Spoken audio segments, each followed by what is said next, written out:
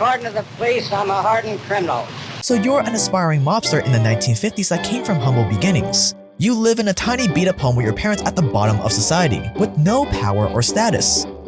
And yet, you see all these mob bosses flashing their tailored suits, jewelry, cars, women, and you yearn for that. The money, the power, the status to command respect when you walk into a room.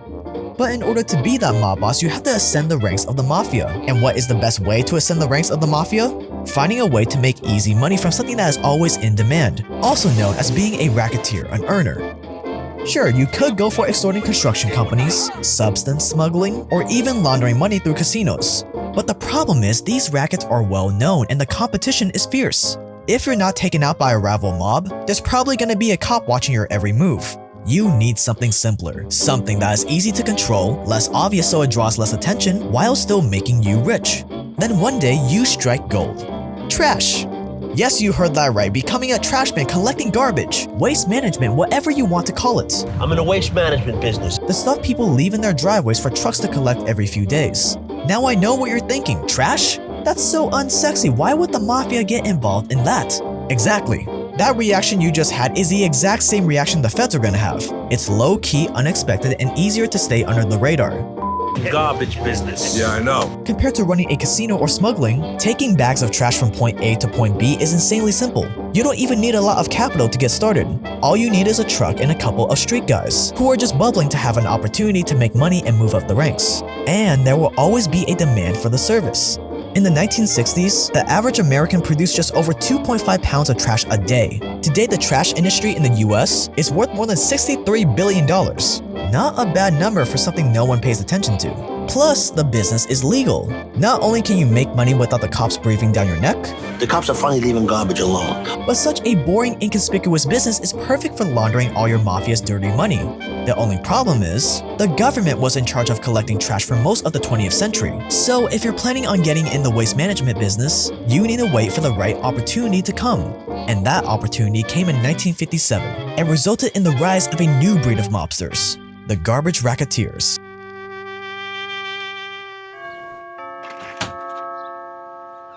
Hello. Hello. Hello. We bet you hate that smell. That smell. That smell from all your trash. We bet you'd like three charming men to take your trash from you. We have a limousine. A limousine. That we can fill with trash. Fill with trash. So please let us take your trash from you. Wait, stop. I have to stop you. Damn it, Dennis! I knew this wasn't No, gonna the work. plan This was good. stupid. Charlie, you were sharp. You were a little sharp. No, guys, the song was fine. Did you say you would take my trash? Yeah.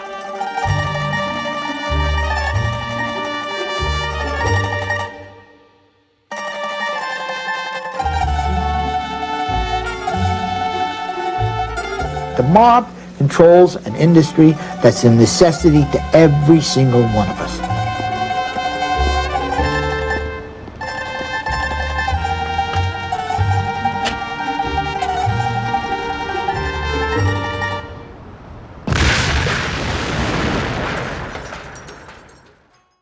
Before a long day of working your rackets, every good mobster needs a quality cup of coffee. But making fresh, delicious coffee is time-consuming and tedious. And the alternative, unsophisticated instant coffee, is for plebs.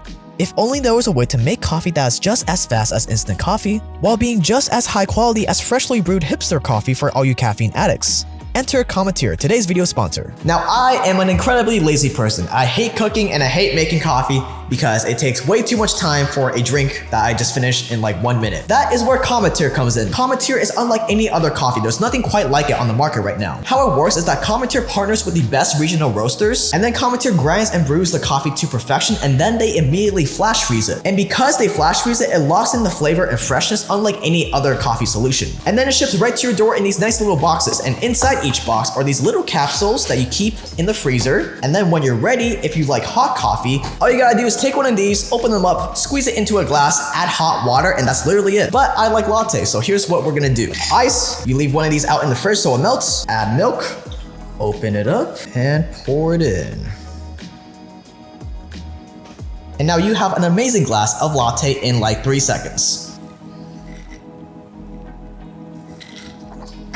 And that is how you have hipster level coffee in about 10 seconds without going to the coffee store, without wasting a bunch of money there, without wasting money on really bad coffee like instant coffee. And for a limited time, Commentary is giving you guys a special offer just for the fans of this channel. You can get $20 off your first order right now with the link below. That's 10 capsules of coffee for free with always free shipping. That's $20 off with the link below.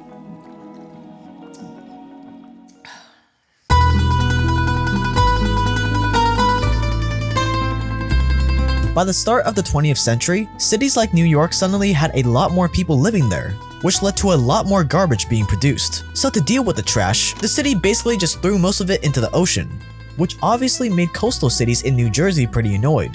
So in 1935, the coastal cities of New Jersey filed a lawsuit against New York that forced them to end their ocean dumping entirely. Now New York was left with thousands of tons of trash with nowhere to put it. They planned to build some new incinerators, but then the Great Depression hit, followed by World War II, and all these ambitious ideas had to be scaled down. All the while, the garbage just kept piling up.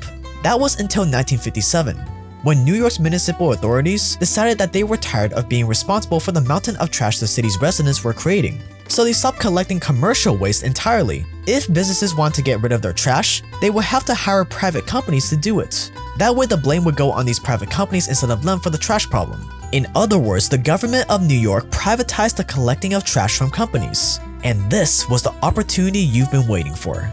See, at first this new arrangement worked really well, and a lot of garbage was being transported to landfills and incinerators outside of New York City. Where the opportunity comes in is that these trash businesses are ran by average everyday people. These people aren't used to being threatened with violence. They're businessmen, laborers. So the moment you threaten them with violence, the moment you send a couple of thugs their way to tell them to raise their prices or suffer the consequences, for example, they will obey. What are they gonna do, call the police? The same police that is probably under your payroll? Yeah, sure. So you set up a garbage collection service and start wiping out your competition. You threaten competitors to inflate their prices up 10 times the market rate. If anyone lowers their prices, you convince them to raise their prices back up at the point of a gun.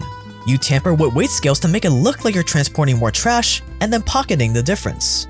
And if your loyal customers ever try to use a different company to remove their trash, you have a friendly conversation with them, thus making sure they always go with you. So now that you have a pretty good small-scale operation going on, it's time to take it a step further and scale it up.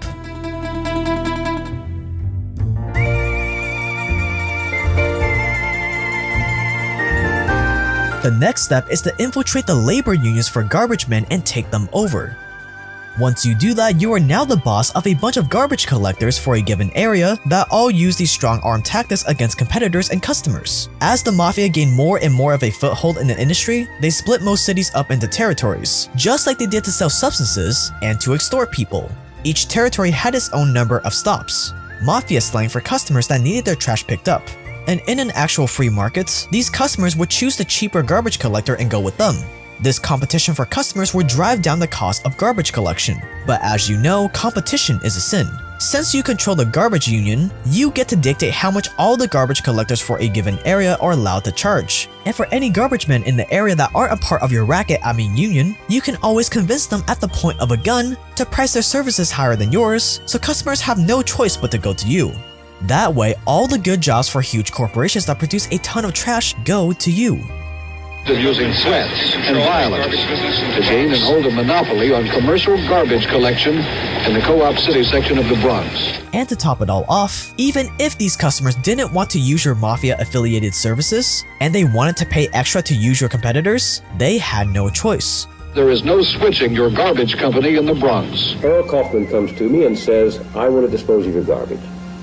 If Joe Smith, another garbage company operator, comes to me and says, I want to dispose of your garbage for $2 less a drum or a yard than Harold Kaufman, why can't I give my business to Joe Smith?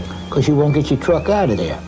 You'll either get your truck blown up or you'll get shut because under property rights, you just don't do that. You know, once you put your trash in a trash can outside, in a dumpster, on the sidewalk in the case of New York, you've legally abandoned that property, either entirely or at least directly to the trash hauling service. Since the Mafia controlled all the stops, they're the only possible ones that the trash could legally be transferred to. They legally own the right to collect all that trash. As soon as the waste was placed in the bins near the road, it belonged to the mob.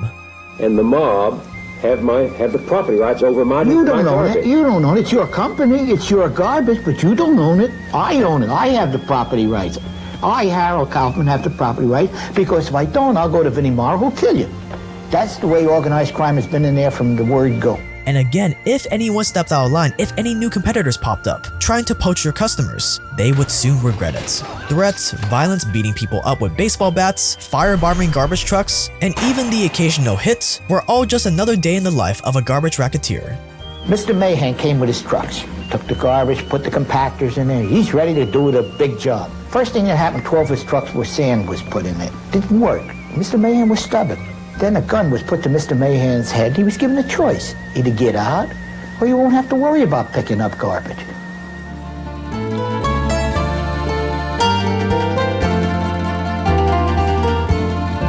So now that you've conquered the regular trash business, it's time to expand into the next vertical, chemical waste disposal.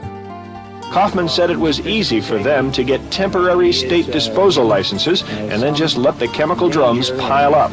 See, disposing chemical waste is much more profitable than regular trash, but only if you do it in the right way. This is because chemical waste can't go into the same landfills as regular trash. You need to process them at specialized facilities and landfills that are able to protect the environment from chemical spills.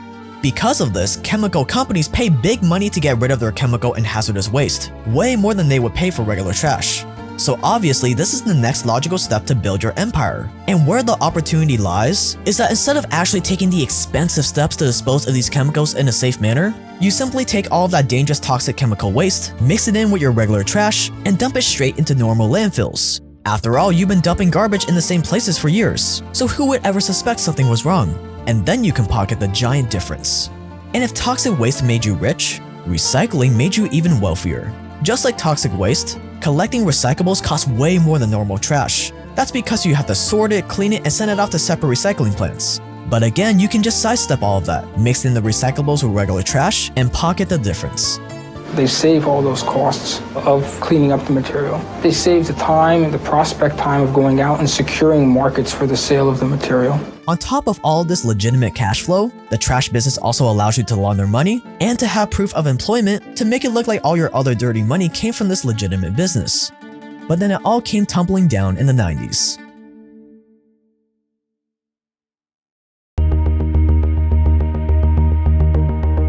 By the 1970s, the mob was getting decimated by a new law called the RICO Act. This allowed the feds to prosecute mob bosses by tying the crimes of their underlings to them. But the mob's grip on the garbage business was still strong. That was until the 1990s. Other legitimate businessmen started noticing how much money was in the garbage industry and wanted in as well, so the industry became more and more corporatized. As these corporations grew bigger and bigger, eventually not even a mobster could go up against these companies that had millions upon millions of dollars. These corporations were able to build waste disposal facilities, buy up landfills, and compete on a level that the mob just couldn't match. The last straw was when a new licensing agency and the New York City Trade Waste Commission were formed to regulate the industry and finally kick out the Mafia's garbage cartel. And it worked. None of the mobsters could get licenses to transport waste. That was when the Mafia's garbage cartel came to a grinding halt in America. But outside the US, this racket is still going strong.